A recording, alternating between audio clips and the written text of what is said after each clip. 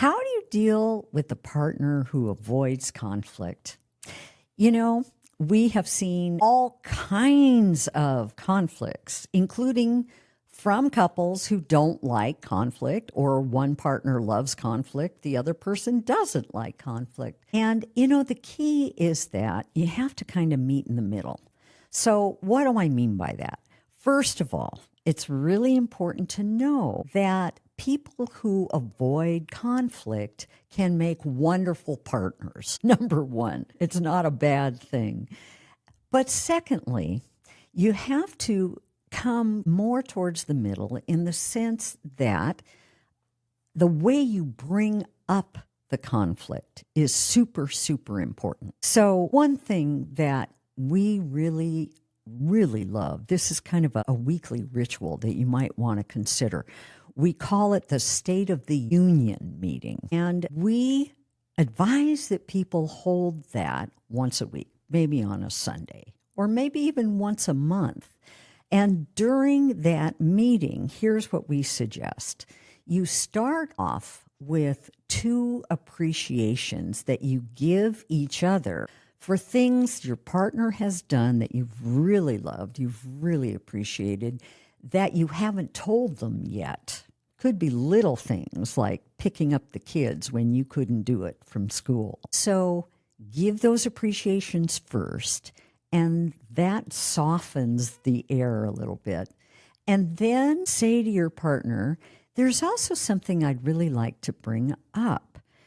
Say it in a way that doesn't hurt your partner, that isn't critical, but instead describes you, doesn't describe your partner. So it might sound, let's say, something like this. Honey, I think we have a difference in our styles of parenting. And then you start with some questions. I'd like to understand your thoughts about setting limits for our 5-year-old. Like, what do you think is the best way to set limits, or do you even think limits should be set? I'd love to hear your thoughts about it. So you see how different that is? It sounds like an invitation, a welcoming for them to share their ideas, their feelings, their philosophy about parenting. Listen to it. Do not contradict it. Do not rebut it. Do not say, what? You really think that? That's ridiculous. Don't do that. Instead, you might ask further questions. You might say, God, that's an interesting idea. How did you develop that idea about it? I'd love to hear. So you're showing curiosity and drawing out the person in terms of the depth, what's beneath their position on an issue. And they don't even feel there's a conflict, you see. They're first just feeling your curiosity, and you're really trying to understand where they're coming from. You might even ask them, do you have some history around this, or does this relate to how you were parented in some way? That's a really amazing question, because it really draws out history, things you may not have known, deeper stories from which your partner has developed these ideas about parenting. And in turn, what happens then is it begins to create, through the understanding you have that may have grown, a little bit more compassion, even a little bit more kindness towards what your partner's ideas are. Then you can say, do you mind if I share my ideas? Would that be okay? Can I share my ideas and where they come from? So notice you're being very respectful. You're asking, is it okay? Are you ready to listen to me? And then you present your ideas, and they may be in direct contradiction to your partner's, but that's okay. It hasn't turned into a knockdown, drag-out fight. I'm right, you're wrong. No, I win, you lose. That isn't what's going to work with somebody who really maybe is frightened of having conflicts. So instead, you present your ideas, you describe your own feelings about, let's say, parenting.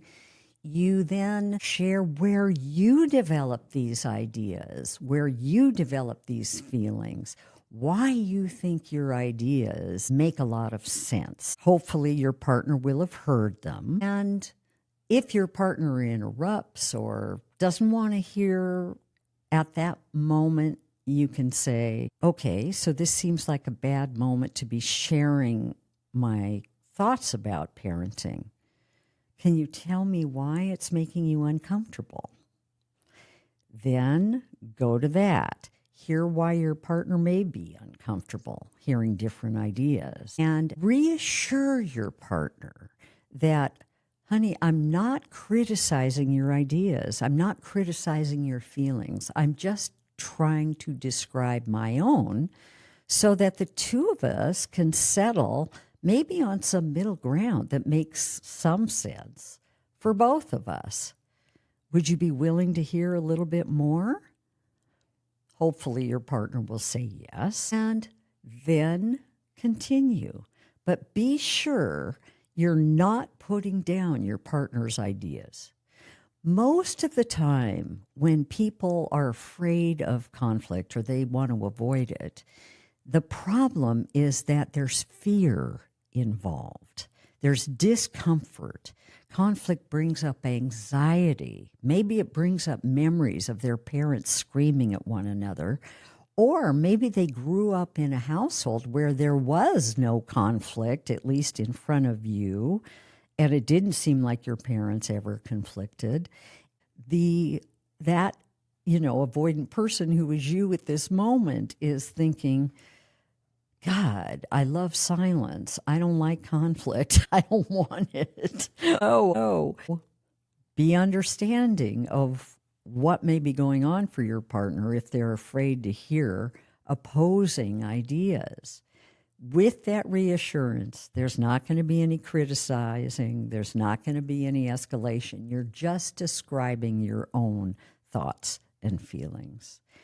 Then you can address the question, if your partner has heard you, what do you think we should do now, given that we have very different points of view? What do you think would make sense? And then start to problem solve. But the key is really creating that understanding in a safe environment before you start talking about compromise. Give that a try.